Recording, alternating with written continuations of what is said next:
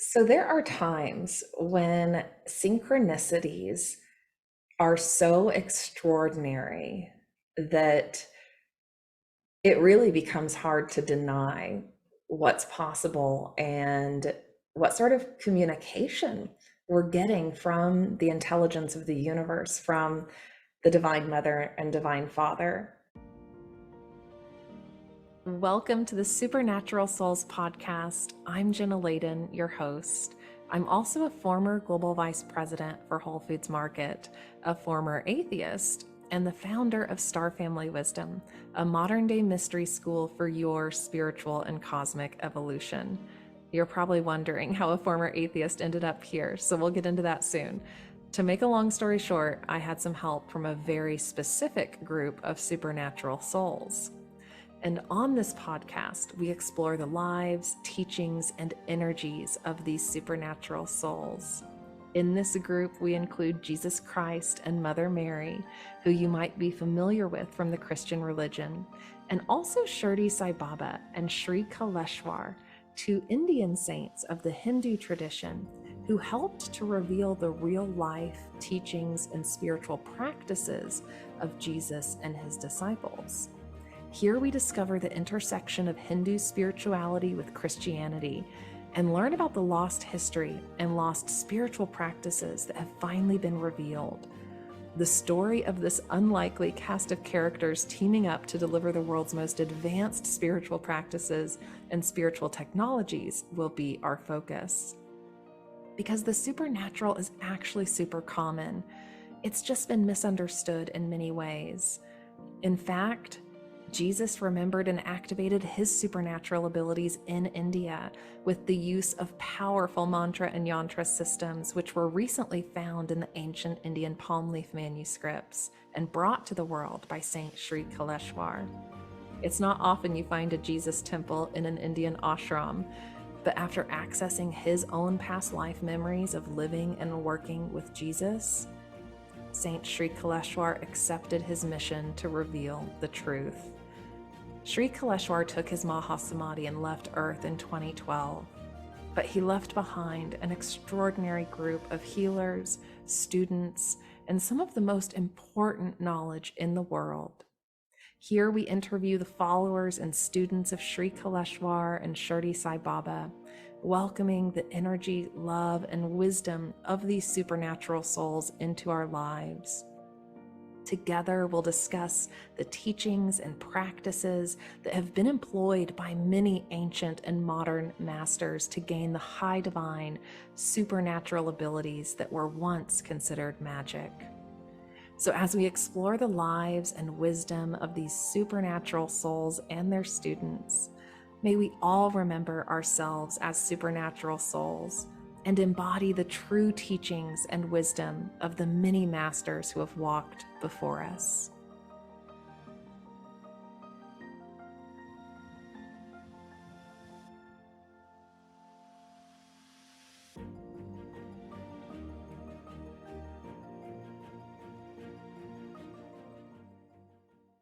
And in today's episode, I want to share a little bit about a recent synchronicity that happened just yesterday, actually. And in our next episode, we'll be having a conversation with Alan Steinfeld, who has gone deep in his research of ufology and the ET phenomena. He spent time with Swami Sri Kaleshwar at his ashram in India, was married by Swami, received power objects from Swami, and Alan's life has been extraordinary in a lot of ways. So I'm really excited about that conversation, and I hope you'll tune in for that. But today's episode is another follow-up to the path I've been on to share a little bit more about why I'm doing this work and what's possible. So, as many of you probably know, when we're on this path with the ancient mantra and yantra systems, part of our work is connecting deeply with the Divine Mother of this creation, also the Divine Father, also gaining a better understanding of Dattatreya and the generator, operator, destroyer aspect of God, of the guru. And so there's a lot of divine connection that's happening, and a lot of focus on embodying those energies, right? It's not like we're just praying to Mother God out there or Shiva. We are connecting that way, but also like working to embody these energies. So I've been focused on that this year in particular, and really understanding, like, what does it feel like? What does it mean to be the goddess, to be the divine mother? And what does it mean to also channel the divine father's energy and allow that to move through my system? So I've been exploring, so much of this next level divinity, I guess, if you want to call it that. And I've had some really extraordinary experiences unfolding related to the connection with the Divine Mother. And I'm sure a lot of you can relate to this too, as we have these extraordinary, profound, divine experiences. It's also really easy for the monkey mind to come in and be like, nope, let's question all of that, right? Like that still happens sometimes. And so this journey also becomes this process of deepening our trust, deepening our trust with the divine and with the intelligence of the mother and father, and with the guidance that is there as we progress on this path. So last year, I was having some major karmic situations coming around, like the karmic debt was being paid. I was excavating all of the programming I was carrying. I was excavating. I'd been doing that for a while, but this was like a more heightened kind of experience of that. And so I started encountering, all of these people that I had had past lives with, and significant ones. And I had gone deep in my shamanic studies, my shamanic work, to learn how to journey in meditative states, to be able to access past life memories, to be able to tune into, where did the original event come from? Like where did what I'm carrying, whatever emotion or negativity or karmic, situation, like where's that stemming from? And why is this current situation happening, and how can I rewrite that soul contract, rewrite the story, clear the energy around that thing? And so as these more intense karmic experiences started to unfold in my life, I was engaging that work in a powerful way to get to the bottom of it, because I knew what was happening.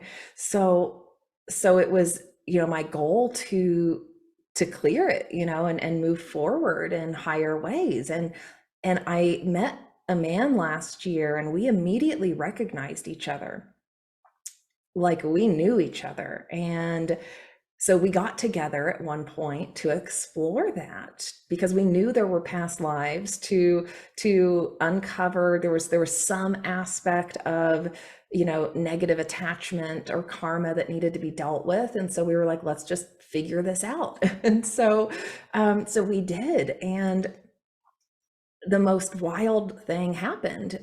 I had accessed some memories prior to meeting this person in person.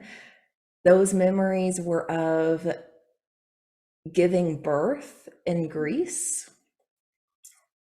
And when we got together, he was able to access memories that validated what I had accessed.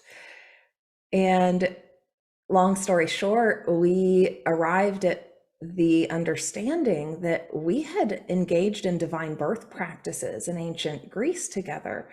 And there was a period of time around the time of Jesus, where, the patriarchal control was coming in hot. It was like not a good scene, right? The Romans were taking over. It was, not pleasant in a lot of ways. The historic feminine aspect of the priestess culture and these priestess cults that existed in ancient Greece, ancient Egypt, all of those groups, practices were slowly devolving, and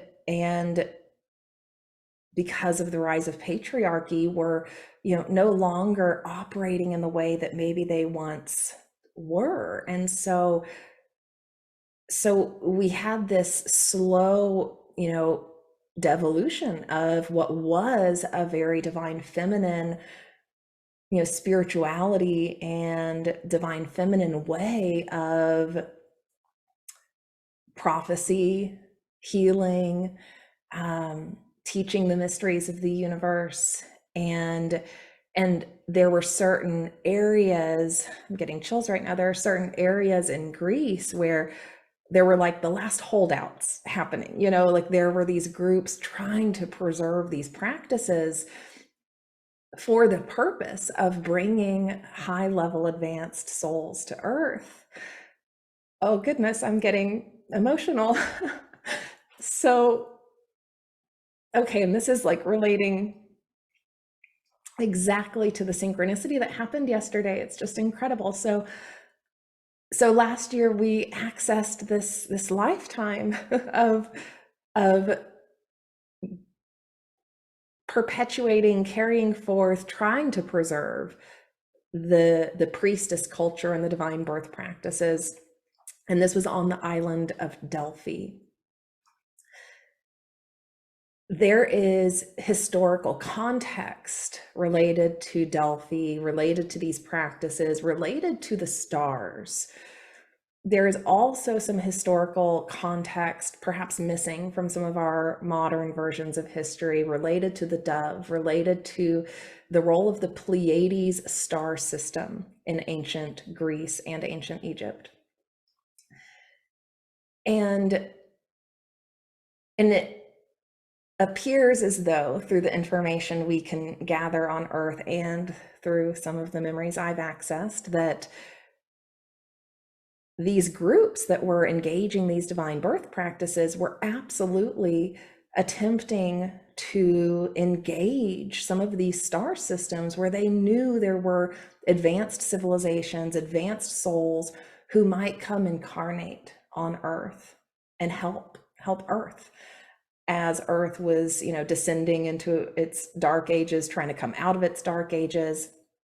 And these, I think, were practices that existed well before, our dark ages, right? So we, experienced this period of devolution, and the lifetime we accessed was at the very end of these groups surviving, at the very end of these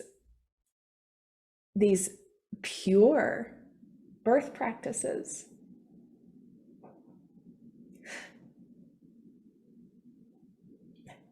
Wow, did not expect this. Clearly, there's like another layer of information that's coming forward and wanting to be integrated here.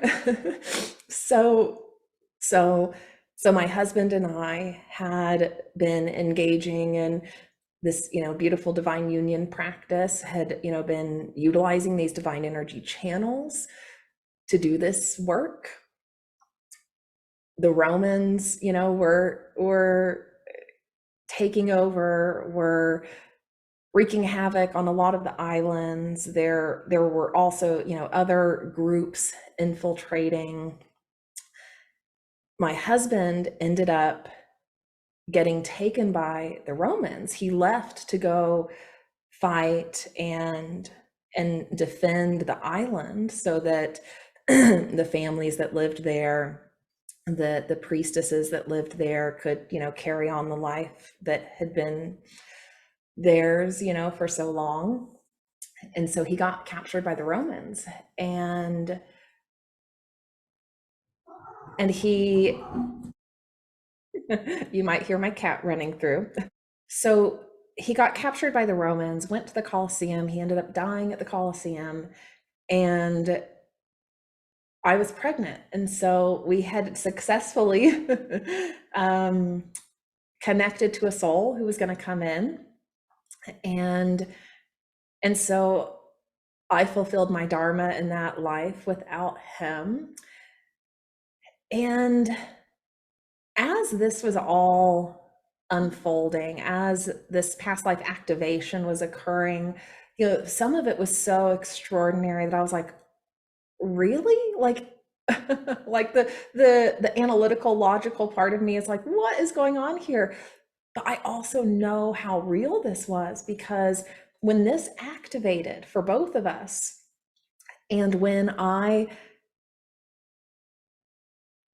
re-experienced, connecting with him after that, I had some of the most visceral, physical feelings, experiences, flashbacks to what I had experienced after he left the island.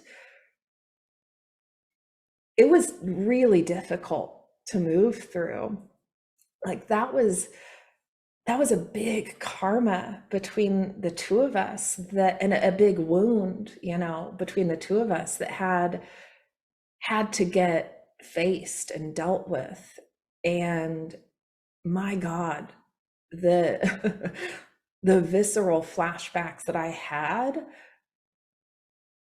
which were related to the birth process, were just incredible. And I should add another just piece of information for anyone who's interested in these sorts of things.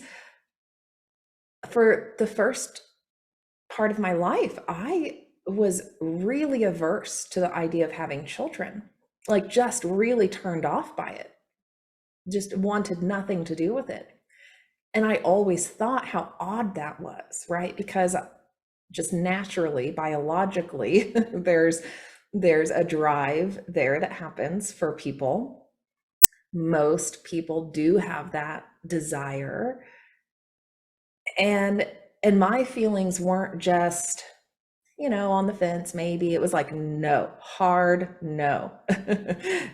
and almost in like a traumatic kind of way, like, can't go there, absolutely not. And I just never understood where that was coming from.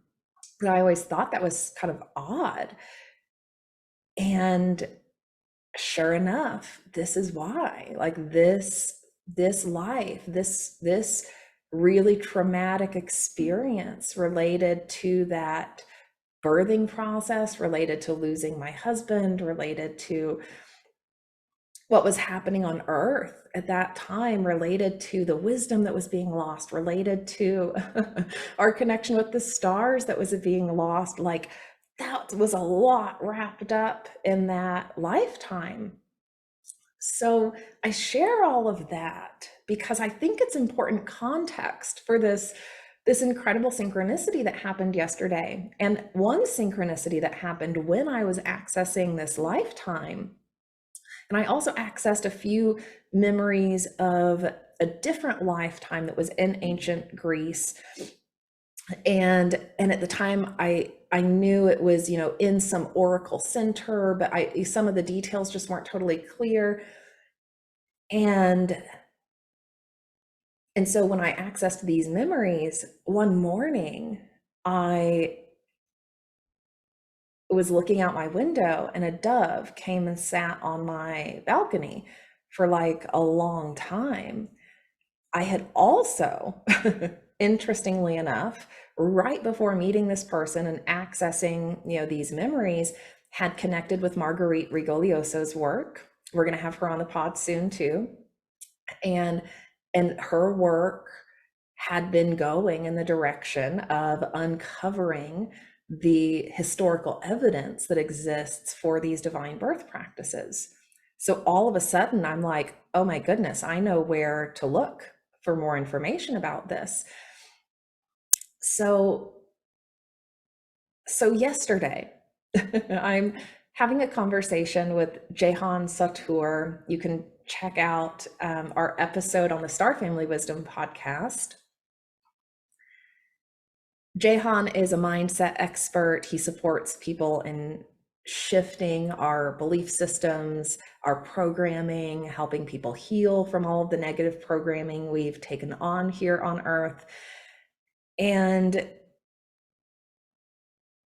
we did a podcast episode a few months ago where we went really deep on that, but it became clear that, Jehan has had a lot of supernatural experiences. Jehan is a soul who is maybe more open to their multidimensional nature in this lifetime. And so we wanted to have a follow-up conversation about that. I wanted to learn more about his past lives and, just what information he's accessed. So we talk all about his supernatural experiences, the past lives he's accessed. I share some parallels I'm recognizing, about my experiences throughout the conversation. And we also have this moment of feeling like, yeah, we've had past lives together. We haven't uncovered what those are yet. And I should say too, with my past life exploration, it's really only been for the purpose of healing in this life, right? It's like we don't need to try to access every single life that exists. It's more about like what's relevant for our soul now and for the work, the dharma, the destiny that is unfolding for us. So we have this awesome conversation, and he doesn't know a ton about what I've been doing. He knows a little bit because I had to reschedule some things around the India trips and just the transformation I've been experiencing this year, engaging the mantra systems. And so he knows a little bit, but not a lot. And we're going to talk about that on his podcast soon. And at the end of the conversation, we stop recording and he says, "Hey, I have 3 friends who want to meet you." And I'm like, okay, like, do you have roommates? What are we talking about here? He turns around. He's like in the corner of his room for a little bit. And then all of a sudden he comes back with 3 white doves. And I'm like, excuse me? Like, 1, why do you have doves in your bedroom? 2, excuse me? Because he was like, they just showed up one day recently. Like this one baby dove showed up and then 2 more showed up and they won't leave. And they're like attached to him and super peaceful. And he's just holding these doves. Like he's just holding these doves in front of the camera. And he's like, I thought maybe you might know what this means. Like, why did they show up?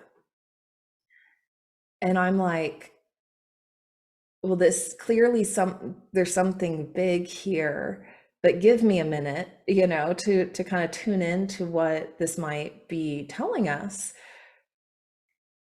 And all of a sudden I look down, I've got my computer is on a stack of books, very, very professional setup here. And I'm like, hey, I've got 2 of Marguerite's books here. I've got her Ancient Greece Divine Birth book, and I've got the Miraculous Conception book about Mary. And I'm like, hold on, let's look up the dove. Sure enough, in her books, triggers memory for me about the symbolism of the dove. And there's a lot there. There's, symbolism obviously related to the Holy Spirit and divinity. There's symbolism related to ancient Greece and the connection with the star system Pleiades. There's symbolism related to the 3 priestesses who served at the oracle of Delphi. And I should say the island I was talking about earlier, Delos, not Delphi, Delos Island. There's a lot of D's in ancient Greece names. Dodona, Delphi, Delos, gets a little confusing. Okay, so the island was Delos. One of the oracle centers was Delphi. Another one was Dodona. So there's symbolism related to the three priestesses. There's symbolism related to prophecy and how prophecy was delivered in ancient Greece, utilizing doves. And the dove is symbolic of the Divine Mother and our divinity, and establishing that connection with those divine channels. So, I'm still in this like place of, unpacking what this means. And it's such a beautiful experience and example of what's possible, an example of those synchronicities that show up, the way in which Divine Mother and Divine Father will utilize nature to speak to us, to help us remember, to help us integrate. And clearly there's a new level of integration that's happening for me around these past lives and the dove symbolism. And so I wanted to share this because I think it's important context, because we're going to be talking to Marguerite soon, and we'll talk about her research related to divine birth practices, and then ultimately her finding these divine channels. And we'll go further, in future conversations about the holy womb chakra and how we engage that system to create the purity in our womb space to even be able to hold the frequency for bringing divine souls to earth. So what's becoming clear for me in just talking this out with you, thank you, is that we're being positioned now to bring back these divine birth practices, like truly, like in a way that is like it once was, where we've established such high frequencies for our systems. We've been able to raise our vibration and open these divine channels and connect to different star systems to be able to pull these divine souls to us. And we need that on the planet, right? Like we've been needing that for a while. And so it's also clear to me that there are a lot of advanced souls on the planet. There always have been, but there seems to be like a big influx of divine souls right now for the purpose of this shift we've got to make, to transition eras, to do that in a way that preserves the mysteries, that preserves what in this lineage we know to be true, and in a way that brings back some of these practices. So this is a little spin-off from the direction I thought the podcast was going to go, but I think it's relevant, and I think it was important to share. And it's one of those moments where there's no denying how the divine speaks to us, and there's no denying the symbolism and the clues that can be unlocked in our consciousness as we achieve new levels, as we do the work to clear old wounds, to meet those past lives fearlessly, to clear the karma. The clues, the codes, the guidance that gets unlocked when we do that, and when we engage these sorts of divine energy channels, oh my goodness, like it's just incredible. And so I'm excited to continue these conversations with you and to share about what's happening with others and the extraordinary experiences that they have had. And maybe at some point when Jehan and I unpack this further, maybe he'll come on the podcast, because clearly he's being called to engage some of these channels too. And I hope that as we have these conversations, you're inspired to go further, no matter where you're at in your journey, no matter where you're at in these mantra systems, practices, technologies. We're all being called to go further. And so I hope you'll answer that call with me. So we'll wrap up for today. Thank you for tuning in. I'm just so honored and grateful to have this space with you. And I'm excited for our next conversation. Don't forget to subscribe, rate and review, leave a comment so that we can get to know each other and so that you don't miss any future episodes. Bye for now.